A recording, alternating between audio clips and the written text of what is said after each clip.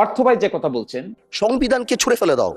সংবিধানকে ছুঁড়ে ফেলবো কেন? সংবিধানকে মনে করায় দেয় যেটা ৭১-এর পরাজয়ের দলিল।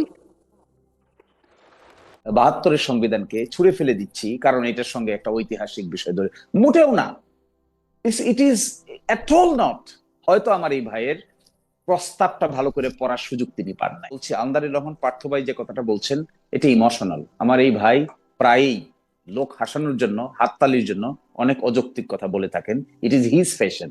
মিস্টার আন্দালিব রহমান পার্থ এটি বলেছেন যে আপনারা আসলে এই সংবিধানটা ছুঁড়ে ফেলে দিতে চাচ্ছেন কারণ এটা আপনাদের এরকম মনে হইতে পারে কারো কারো কাছে যেটা ৭১-এ জামাতে ইসলামী যেহেতু যেটা ভাবছিল সেটা হয় নাই, সে পরাজয়ের দলিল কিনা এগুলি আপনি বলবেন। হাওয়েভার শিশিমনির আপনি যদি একটু বলেন। একটা কথা ভাই ক্লিয়ার, বিএনপির অবদান থাকবে না কেন? অবশ্যই বিএনপির অবদান আছে, জামাত ইসলামের অবদান আছে, এনসিপির অবদান আছে, অনেক বামপন্থী অর্গানাইজেশনের অবদান আছে, অনেক ব্যক্তির অবদান আছে, অনেক সাংবাদিকতার অবদান আছে, অনেক লয়ারের অবদান আছে। সুতরাং অবদান নিয়ে আজকের বিতর্ক নয়। Everybody has his own contribution, it has to be admitted. এটা যদি অ্যাডমিট আমরা না করতে পারি তাহলে আমরা ছোট মনের মানুষ হব, মিন মাইন্ডেড হব। যারা কন্ট্রিবিউশন করেছে everybody should be given due respect. এই সেটা বিতর্ক এখানেই শেষ। কেউ যদি তার ব্যত্যয় ঘটায়, এটার যদি কেউ ব্যত্যয় ঘটায়, এই ব্যত্যয় ঘটানোর দায় দায়িত্ব ওই ব্যক্তিকে নিতে হবে। ওই ব্যত্যয় ঘটার দায় দায়িত্ব রাজনৈতিক ভাবে ওই দলকে নিতে হবে।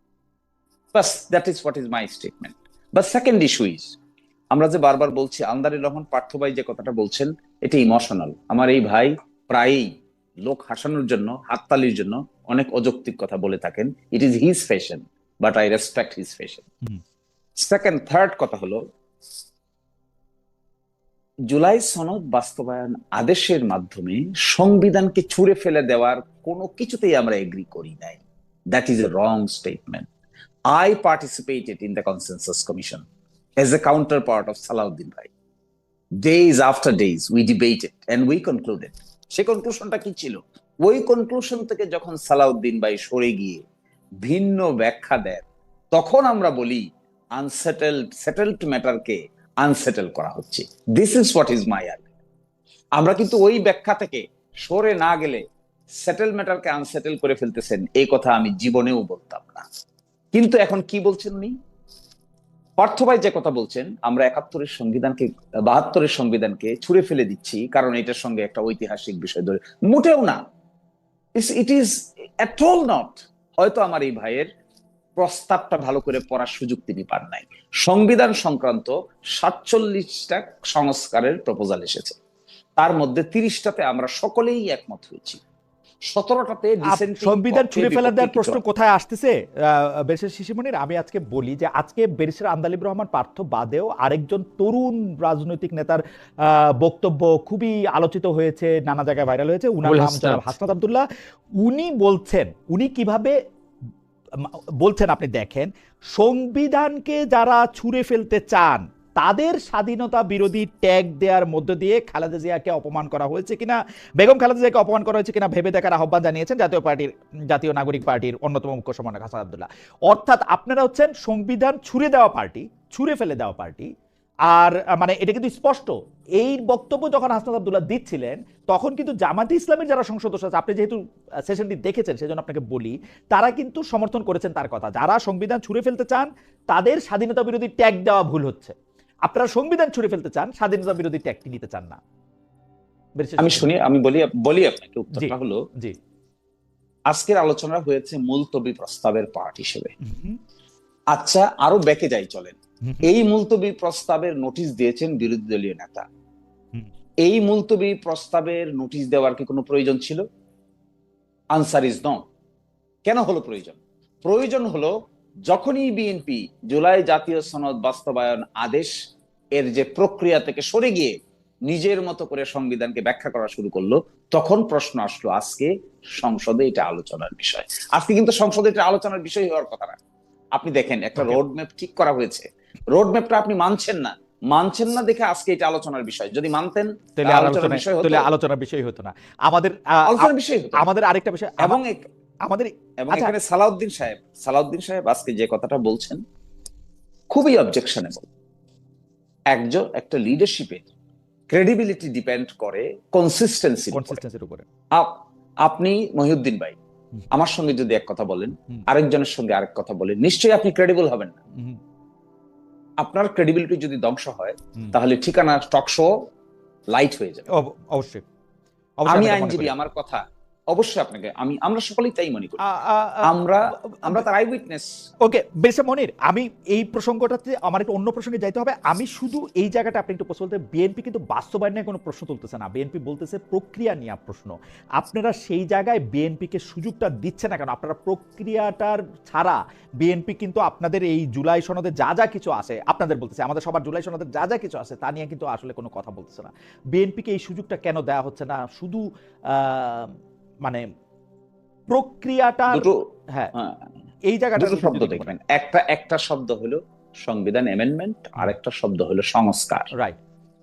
সংস্কারের পথে যখন আমরা হাঁটছি, তখন অ্যামেন্ডমেন্টের চাইতেও একটু বাড়তি কিছু আমরা করতে যাচ্ছি, যেখানে বড় ধরনের কিছু পরিবর্তনের প্রস্তাব করা হয়েছে এগ্রিমেন্টের ভিত্তিতে।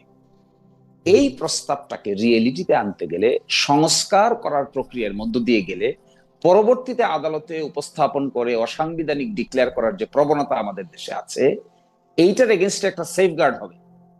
এইটাকে মাথায় নিয়ে আমরা সংবিধান অ্যামেন্ডমেন্টের চাইতেও, যেহেতু একটু বড় কিছু করার প্রস্তাব করা হয়েছে, ছুঁড়ে ফেলার প্রস্তাব না, কিন্তু অ্যামেন্ডমেন্টের চাইতেও একটু বড় কিছু করার প্রস্তাব করা হয়েছে, যেখানে এক ব্যক্তি দুইবারের বেশি প্রাইম মিনিস্টার হতে পারবেন না, যেখানে রাষ্ট্রপতি প্রধানমন্ত্রীর ক্ষমতার ভারসাম্য থাকবে, যেখানে সাংবিধানিক প্রতিষ্ঠানগুলোতে নিয়োগ দেওয়ার ক্ষেত্রে একচ্ছত্র অধিকার প্রধানমন্ত্রী থাকবে না, যেখানে উচ্চ কক্ষ নিম্ন কক্ষ গঠিত হবে, যেখানে স্বাধীন দলীয় প্রধান সরকার প্রধান হবেন না। বিরোধী দলের প্রধান কি দলের প্রধান থাকতে পারবেন সংসদে? বিরোধী দলের প্রধান, এখানে বিরোধী দলের প্রধানের ব্যাপারে কিছু বলা হয় না। কেন এটা? কারণ আমাদের সংবিধানে বিরোধী দলের প্রধানকে নিয়ে তো স্পেসিফিক কোনো আলোচনা নাই। আলোচনা আছে। ওকে, আমার মনে হয় যে যেসব বিষয়গুলি বেলশামনি তুলছেন সেগুলি পুরোপুরি তুলছেন। আমি শুধু কয়েকটা গুচ্ছ প্রশ্ন রতন ভাই আপনাকে করতে চাই। রতন ভাই, আপনি বেয়াদবি নেবেন না, আমি একটু প্রশ্নগুলি করি আপনাকে। আপনি কি মনে করেন এখন থেকে ফ্রম নাও অন আমাদের সংবিধানে যা কিছু আছে সবকিছু বিএনপি মেনে চলে? যেমনটা আমরা জনাব সালাউদ্দিন আহমেদের কথা, যেমনটা আমরা অ্যাডভোকেট আসাদুজ্জামানের কথা আমরা জানতে পারলাম, অর্থাৎ স্বরাষ্ট্রমন্ত্রী আইনমন্ত্রীর কথায়, বিএনপি কি এই সংবিধানকে মান্য করে পথ চলছে? আজকে দেখেন কিছু কিছু ছোট ছোট ঘটনাগুলো কিন্তু মানুষের সন্দেহ অবিশ্বাস তৈরি করে। এই যে সালাউদ্দিন ভাই যখন আজকে দাঁড়ালো না, দেখেন ওনার একটা ছোট্ট একটা আবেগের জায়গা থেকে বলি, আমি তো না দাঁড়ালে অনেকে খুশি হয়। ওনার বক্তব্যে সালাউদ্দিন ভাই যেহেতু এটা নিয়ে স্টাডি করেছেন, দল ওনাকে একটা ম্যাক্সিমাম দায়িত্ব দিয়েছেন, উনি তো এটা নিয়ে কথা বলবে, ডিবেট হবে। এখন কি বলা হচ্ছে, সালাউদ্দিন ভাই 8 বছর কোথায় ছিলেন, ওনার ভিতরে অমুক দেশে রতন ভাই, আমি এই প্রসঙ্গটাতে পরে আসবো। রতন ভাই, এই প্রসঙ্গটাতে আমি পরে আসবো। রতন ভাই, আমি এই প্রসঙ্গটাতে পরে আসবো। আমার প্রশ্ন, বিএনপি এখন থেকে বা যখন থেকে সংবিধানের অধীনে নির্বাচিত হয়েছে, স্পিকার হয়েছে, সেগুলি প্রত্যেকটা জায়গায় সংবিধান পালন করা উচিত কিনা, মান্য করা উচিত বলে মনে করে কিনা? অবশ্যই উচিত এবং মেনে চলছে। আপনারা কি সংবিধানে, আমার সামনে সংবিধানটা খোলা আছে, আপনারা কি সংবিধানের 4 ক অনুযায়ী জাতির পিতা বঙ্গবন্ধু শেখ মুজিবুর রহমানের প্রতিকৃতি, রাষ্ট্রপতি, প্রধানমন্ত্রী, স্পিকার ও প্রধান বিচারপতির কার্যালয় এবং সকল সরকারি ও আধা সরকারি অফিসে, স্বায়ত্তশাসিত প্রতিষ্ঠানের সংবিধিবদ্ধ সরকারি অফিসে দেখাচ্ছেন? সেখানে যেটা হয়েছে, সর্বশক্তিমান আল্লাহর উপর আস্থা এবং বিশ্বাস, এটাই তো সংকুচিত হয়েছে। আপনি দেখেন এই যে এই জায়গাটা আছে শিশিরমণি ভাই, ঠিক আছে, আমাদের সংবিধান যদি আপনি মানে সংবিধান মানলে আপনি 4 ক দিয়ে মানতে হবে তো। 4 ক কি আপনি মানছেন না? আপনি যেটা বলেছেন এটা এই বললাম তো, আবেগ দ্বারা আমি শাসিত না, আমি বিবেক দ্বারা এখন আমি বলেছি তো, এটা মানা হয়নি আমি আই ডু এগ্রি, মানা হয়নি। ওকে, তার মানে আপনারা যেটা আপনারা এখানে একটু সংযুক্ত করি, এখন তো এই যে বিরোধী দল, তারাও তো একটা পার্ট, তারা তো একটা ছায়ার সরকার, তারা কি এটা কোনো প্রতিবাদ করেছে? যদি এইটাও, আমি তো বলেছি সংবিধান মানা হয়নি, কিন্তু আমি যা মানলাম না, সরকারি দল ট্রেজারি বেঞ্চ হিসাবে, ওনার বিরোধী দল হিসাবে ওনাদেরকে দায়িত্ব ছিল না? ওনারা কি এই পয়েন্টে বিরোধিতা করেছে? আমি মানে উনারা বিরোধিতা করতেছে কিনা এটা অনেকটা শাক দিয়ে মাছ ঢাকা হইতেছে রতন ভাই। আমি তো প্রথমেই বলেছি আমরা এই ক্ষেত্রে সংবিধানকে মানা হয় নাই। হ্যাঁ, সংবিধানকে মানা হয় নাই। তো সংবিধানকে আপনারা এক জায়গায় মানবেন, আরেক জায়গায় মানবেন না, এটা কেন? মানে এটার কারণটা কি? মানে এটার ব্যাপারে কি আপনাদের ডিসিশন নিছে কোনটা মানবেন, কোনটা মানবেন না?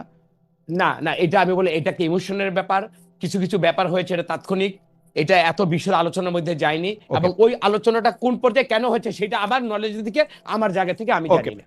ঠিক আছে, আমার কাছে মনে হয় যে আমরা পরবর্তী প্রসঙ্গের মধ্যে যাই, তার আগে আমরা দর্শকদের কাছে জানতে চাইছিলাম, আমাকে একটু 10টা সেকেন্ড দিয়ে নাও। জি, বেশ শিশিরমণি বলেন। আমি আমি বলছি, আমার ভাই বলছেন যে এটা ইমোশনালি হয়েছে। দেখেন, আমরা তো এই কথাই বলছি যে কোনটা সংবিধানের মানা হচ্ছে, কোনটা মানা হচ্ছে না, এই হিসেব যদি আমরা এখন করি, আমরা সকলেই ধরা খাবো। হুম। কারণ সংবিধানের অনেক কিছুই আমরা এখন মানতে পারি নাই Absolutely. বিগত 18 বছর। Absolutely. এখন আমরা হঠাৎ করে আমার সালাউদ্দিন ভাই এত সংবিধান প্রীতি হয়ে গেল, তিনি বাধ্য করে সকলকেই সংবিধানের ভিতরে ঢোকাচ্ছেন, অথচ তিনি নিজেরাই মানতে পারছেন না। আমরা তো সেটাই বলছি ভাই, এই হিসেবে গেলে সকলেই কিন্তু অন ফায়ার হবেন। এই হিসাবে না গিয়ে আমরা না, সংস্কারের কিন্তু হিসেবে যাই, কিন্তু কিন্তু তাহলে বেশি সকলের জন্য। কিন্তু বেশি আপনার মনে হয় না আপনি একজন ব্যবহারজীবী, আপনাকে প্রতিদিন আসলে সংসদে দাঁড়াইতে, সরি, মানে কোর্টে যাইতে হইতেছে, আপনি আপিল বিভাগে যাইতে হইতেছে, সব চিফ জাস্টিসের সামনে আপনি কথা বলতেছেন, আপনার কিছু মনে হয় না যে এখন থেকে বা এই সময় থেকে সংবিধান যদি আপনি অক্ষরে অক্ষরে না মানেন, এটা ঝামেলা তৈরি করবে? যেগুলি বিষয়ে একমত আছে সেগুলি বাদ দিয়া আপনি যদি সংবিধানটা এখান থেকে মানতে না শুরু করেন, তাহলে এটা কিন্তু বড় ধরনের ঝামেলার মধ্যে আপনি পড়বেন। আজকে আপনি যেটা রায় নিয়ে বাইরে হয়ে আসবেন জনাব শিশির মনির, আগামীকালই কিন্তু সেটা আবার বাতিল হবে, কারণ আপনি সারাক্ষণ সংবিধানটাকে লেটার এবং স্পিরিট দুইটা দিয়ে আপনার ফলো করতে হয়। এটার উত্তর আছে কিন্তু। জি বলেন এটার তো, উত্তরটা হলো বলেন তো উত্তরটা। এই এই যে এই বিষয়গুলো অনুধাবন করে, এই যে আপনি একটা কথা বলছেন না, I do agree with you, I have full respect to your opinion. At the same time এই যে অ্যানোমিলিস গুলো হয়ে গেছে, অ্যানোমিলিস গুলো হয়ে যাচ্ছে, এগুলো তো আমরা রিয়েলাইজ করার পরেই আমরা বললাম সংবিধান বা নির্বাচন হওয়ার প্রথম কাজ হবে সংস্কারের কর্মটা কুইকলি সেরে ফেলা। আচ্ছা, আজকে 40 দিনের উপরে সরকারের বয়স হয়েছে, যদি এই সেটেল ম্যাটারকে আনসেটেল না করতো, আমার ধারণা এতদিনের সংবিধান সংস্কারের স্কিম পরিপূর্ণভাবে বাস্তবায়িত হয়ে যেত, কিন্তু তা করতে দিচ্ছে না। ওয়েল, আমার কাছে মনে হয় যে আমি এখনো বিএনপির ইনটিউশনের মধ্যে কোনো রকম কোনো প্রবলেম দেখতে পাচ্ছি না, কিন্তু আমি প্রবলেম দেখতে পাচ্ছি, কারণ সেটা আমি প্রবলেমটা দেখতে পাচ্ছি যে বাস্তবায়নের ক্ষেত্রে আপনারা দুজনের দুটি পথ, দুটি মত হচ্ছে, কিন্তু আমার কাছে এখনো ইনটিউশনটা, কারণ তারা বারবার বলছেন, তাদের দলনেতারাও বারবার বলছে তারা জুলাই সনদ থেকে আলাদা হতে চান না, জুলাই স্পিরিটকে তারা লালন করেন। আমরা দেখা যাক, কিন্তু আমি পরবর্তী প্রসঙ্গে আসলে যেতে চাই, কারণ একটা টক শোতে তো এই ব্যাপারগুলি সমাধান করা সম্ভব না। তবে আমি যেটা মনে করি যে সংবিধান যদি না থাকে তাহলে এটা মানে লয়াররা, বিশেষ করে শিশির মনিরের মতো যারা খুবই প্র্যাকটিসিং সিনিয়র লয়ার, তারা আসলে এই ব্যাপারটা সবচেয়ে ভালো হারে হারে অনুধাবন করে, সেই জন্য তিনি বলতেছিলেন যে এটা সেটেল হয়ে যাওয়া উচিত ছিল, এই ব্যাপারটা